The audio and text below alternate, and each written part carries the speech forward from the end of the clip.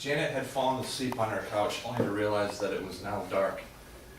She only realized it was now dark. Her living room lights had been left on, the curtains wide open. She felt the chill run down her spine. Vulnerable and exposed, she rushed to the window and quickly shut the curtains closed. Now this story is a metaphor as to some of the dangers you may encounter every time you get on the internet. According to Robert Weiss and Jennifer Schneider in their book, Untangling the Web, Sex, Porn, and Fantasy Obsession, approximately 225 million people use the internet, with 137 million using it on a regular basis. That's why today I will persuade you on the dangers of the internet, some of the causes of these dangers, and finally some precautions and solutions to the dangers on the internet. But first I'd like to start off by talking about the dangers of the internet. First and foremost, sexual predators are a huge problem. As Ethel Quayle and Max Taylor write in an article published in the July 5th Cyber Psychology and Behavior, quote, agencies are beginning to see a rise in sex offenders that are using the internet to seduce children. And it's very easy for a sexual predator to have anonymity on the internet due to the amount of users on there. Also, another huge problem on the internet is identity theft. Kristen Finkleo writes in a May 27, 2009 report for the Congressional Research Service that ID theft is the fastest growing form of fraud in the United States, much in part due to the fact that everyone's personal information is all over the net, quote, making it an environment ripe for ID theft. Addiction to the internet itself is a problem. Many individuals become obsessed with internet features, especially online gaming. In an October 8, 2009 Newsweek article written by Winton Ross, he explains how his own brother is a homeless man in Oregon due to the fact that he's addicted to the internet and unable to hold a steady job. Now, although there are these dangers with the internet, what's really the cause behind some of these dangers? This brings me to my second point, some of the entities that perpetuate the dangers on the internet. First of all, social networking sites like MySpace and Facebook offer a huge pool of users, making it easy for sexual predators to find victims. As you see here in my visual aid, according to a 2009 Pew Study survey, MySpace is clearly the most leading social networking site in the world, which makes a February 9th, 2009 CNN.com report so scathing in that MySpace identified and removed over 90,000 convicted sex offenders from their sites.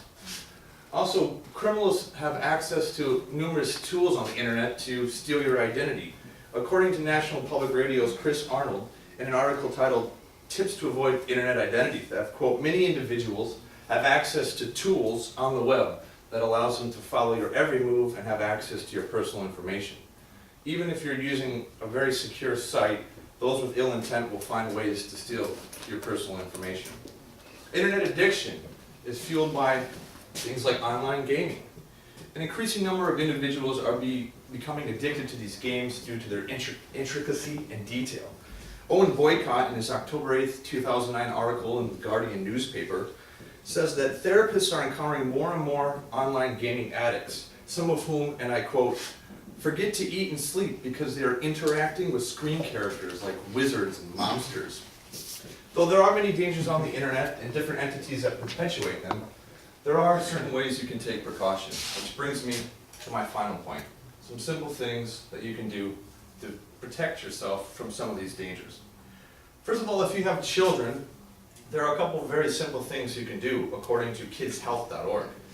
Be computer literate. Know how to get on your computer and check the history of it as to know what your child has been looking at. Furthermore, never keep a computer in a child's bedroom, always in a common space like the living room. If you don't have kids, one of the best ways you can protect yourself on the internet is by not putting up personal photos and detailed information on websites like Facebook and MySpace. There are also ways you can reduce the odds of having your identity stolen. As Chris Arnold again in his NPR article offers some great tips, like updating virus software, using only one credit card when making online purchases, and don't leave your financial information on sketchy sites like peer-to-peer music trading or porn. The Office of the Privacy Commissioner of Canada also recommends making your password difficult, using upper and lowercase letters, not your girlfriend's name or the street you live on. Also, online game temptations can be met with restraint. As Kim Komodo in her April 23rd, 2001 article on USA Today suggests, limit your time on the internet. After that time's up, go out, play a game, see a movie, call a friend. If these things don't seem adequate, then you might want to seek mental health professionals, as Kim Komodo explains. Now that I've explained to you some of the precautions that you can take to prevent yourself from these dangers on the internet, let me review the 3 points I've covered. The first point I made were the dangers you might encounter on the internet. Secondly, some of the entities that perpetuate these dangers. And finally, some simple precautions you can take to avoid them. The internet is a vast ocean of information, and its users floating on the top of this sea sometimes don't know what lies underneath it.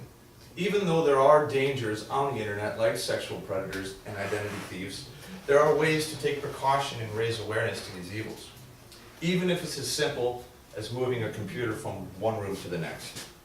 So the next time you're on the internet, do not put yourself in a vulnerable spot as Janet did in her living room, with all the lights on, totally exposed. Be aware of what you're doing. And remember, there are always those waiting on the internet to take advantage of you. So use a little common sense, and remember to shut the curtains.